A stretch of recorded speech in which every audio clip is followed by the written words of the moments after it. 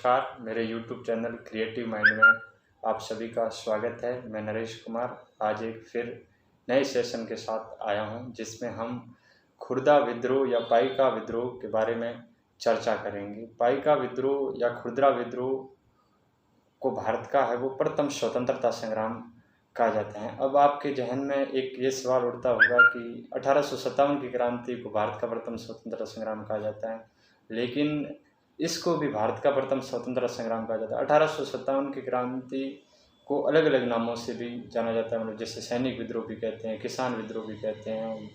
विनायक दामोदर सावरकर ने 1857 की क्रांति को अपनी पुस्तक भारत की प्रथम स्वतंत्रता संग्राम में उन्होंने भारत का प्रथम स्वतंत्रता संग्राम कहा है 1857 की क्रांति को। आज हम 1817 के इस पाइका विद्रोह और पाइका विद्रोह के कारण और इसके परिणामों के बारे में चर्चा करेंगे। साथ ही पाइका विद्रोह में सम्मिलित विभिन्न प्रकार की जातियों के बारे में आपको बताएंगे। शुरू करते हैं पाइका विद्रोह से। पाइका विद्रोह या खुर्दा विद्रोह। पाइका रिबेलियन की शुरुआत 29 मार्च 1817 को ओडिशा के खोर्धा जिले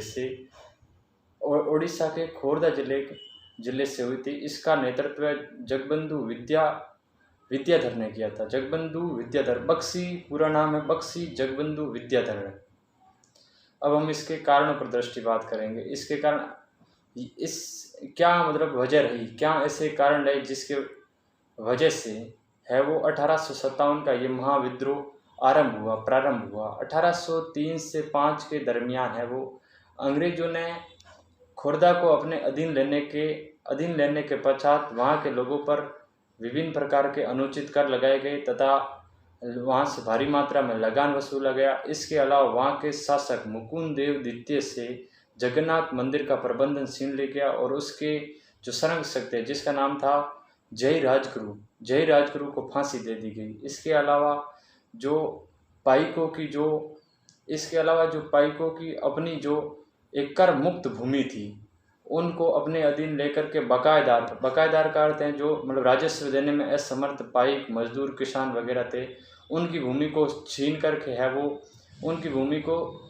करके बंगाल के छट्टेदारों और करप्ट रेवेन्यू अथॉरिटीज़ को दे दी गई और नमक पर एकाधिकार लगाया गया। कोड़ी जो मुद्रा थी उसको समाप्त कर उसके स्थान पर नई मुद्रा का प्रारंभ किया गया। अब हम पाइका रिबेलियन या पाइका रिवोल्ट या खुर्दा रिवोल्ट या विद्रोह के परिणामों के बारे में चर्चा करेंगे। इन सभी कारणों की वजह से एक लंबा संघर्ष आरंभ हुआ, जिसकी वजह से है वो इसके निम्नलिखित परिणाम हमारे सामने आए, जिसमें अंग्रेजों ने है वो इसके बावजूद इस 1817 के महाविद्रोह के बाद में अंग्रेजों ने है वो पाइक लोगों के साथ है वो सहनशीलता तथा अनुग्रह की नीति का पालन किया और इसके अलावा पुलिस तथा कानूनी व्यवस्था में आवश्यक सुधार भी करवाए। इसके अलावा जो उसकी भूमि तथा विभिन्न प्रकार के कर लगान और जो लगान वर्दी की गई थी और इसके वंशानुगत भूमि भी छीनी गई थी और बेदखल किसानों और जमींदारों को उनकी भूमि पर वापस अधिकार दिया गया। मुकुंद देव द्वितीय का पुत्र था जिसका नाम था रामचंद्र द्वितीय को 26,000 का अनुदान देकर के उसे स्वतंत्र किया गया तथा वापस जगन्नाथ अर्थात पुरी का शासक बनाया गया। अब हम जानेंगे कि पाइक कौन थे, आखिर खोर्दा विद्रोह को है वो पाइक विद्रोह के नाम से क्यों जाना जाता है।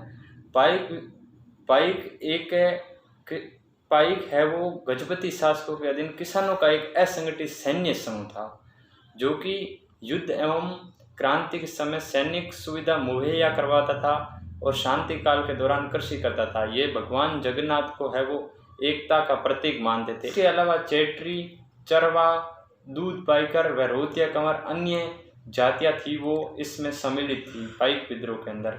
इसी के साथ ये हमारा वीडियो है आज का जो समाप्त हुआ। आपको यदि वीडियो अच्छा लगा है तो लाइक, सब्सक्राइब, शेयर कीजिए, कमेंट कीजिए। हम फिर लौटेंगे एक नए वीडियो के साथ।